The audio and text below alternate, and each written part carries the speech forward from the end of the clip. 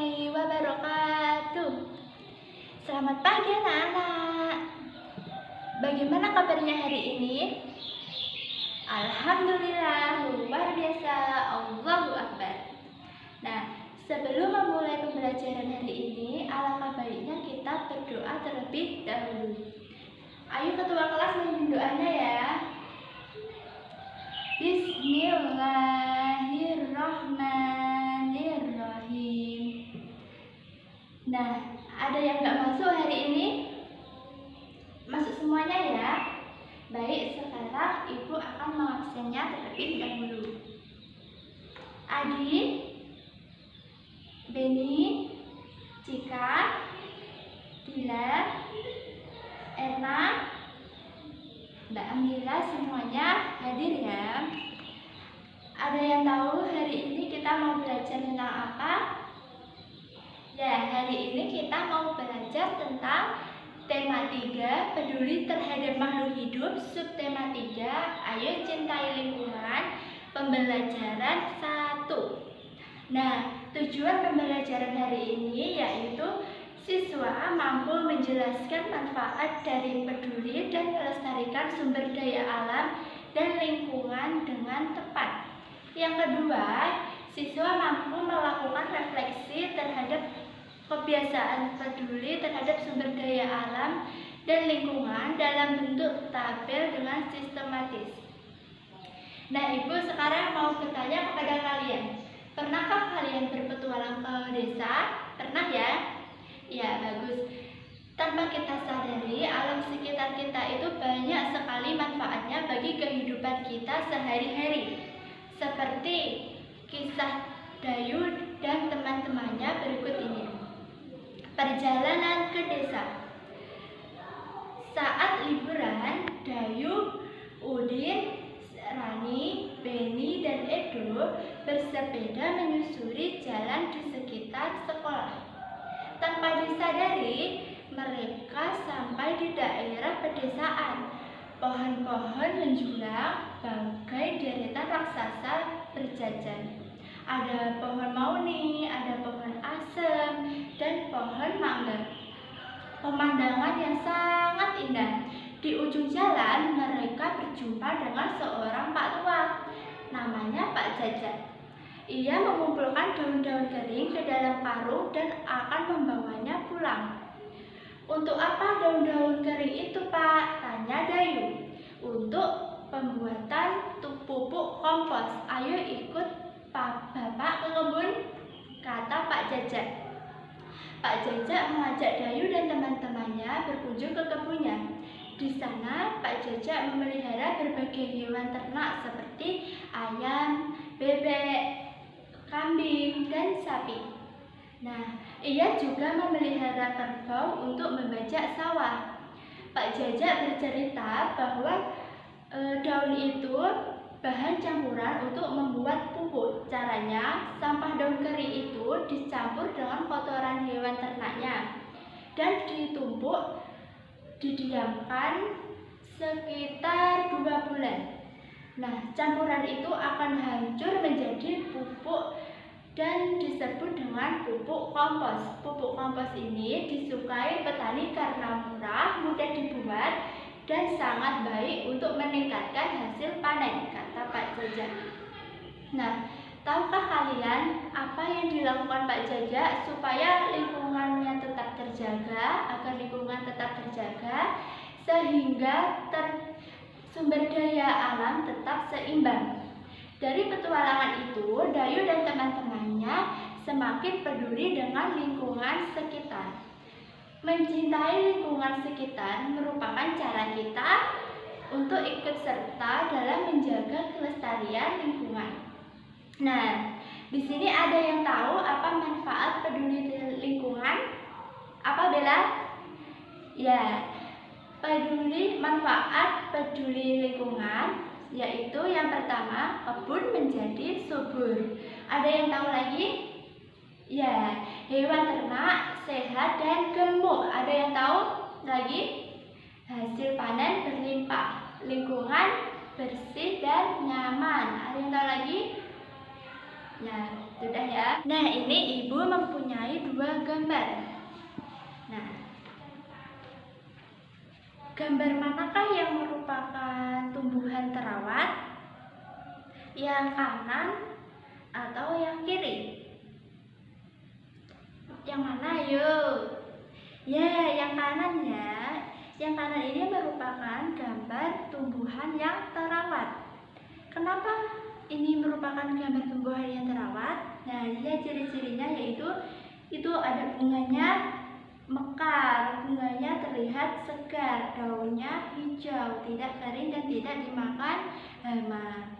Sedangkan yang kiri ini terlihat daunnya layu, daunnya kering. Ini merupakan contoh tumbuhan yang tidak terawat. Nah, selanjutnya Ibu mempunyai dua gambar hewan. Hewan apakah ini?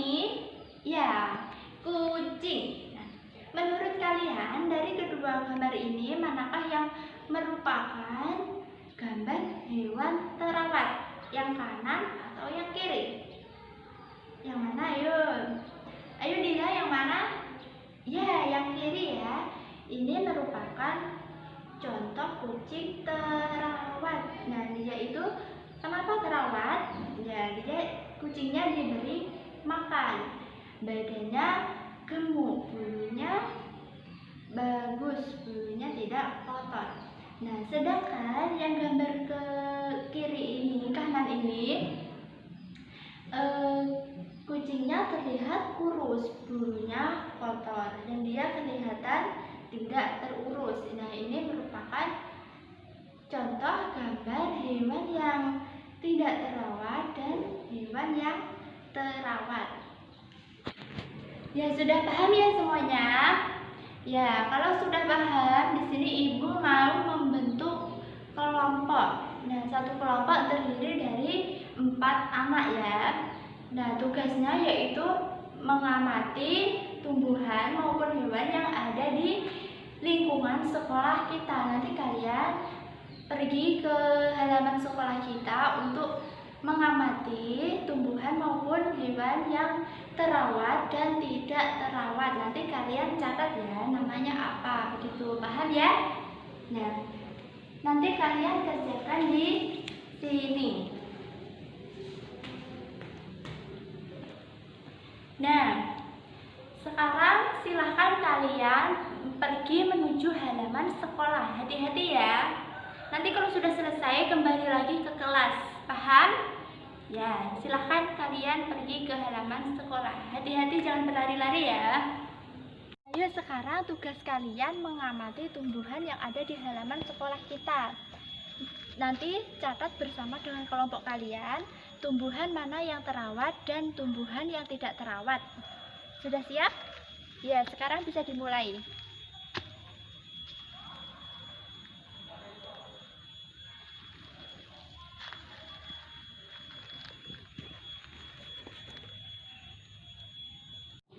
Oke, sudah selesai ya hasil pengamatannya. Bagus. Nah, sekarang kita akan membahas hasil pengamatan tadi. Kalian tadi mencatat apa saja yang termasuk tumbuhan terawat. Apa Bella? Punya kelompokmu apa? Coba bacakan. Iya, benar. Tumbuhan yang termasuk tumbuhan terawat salah satunya yaitu apa? Bunga krisan. Ya, benar. Kenapa bunga itu kok termasuk tumbuhan yang terawat? Apa alasannya?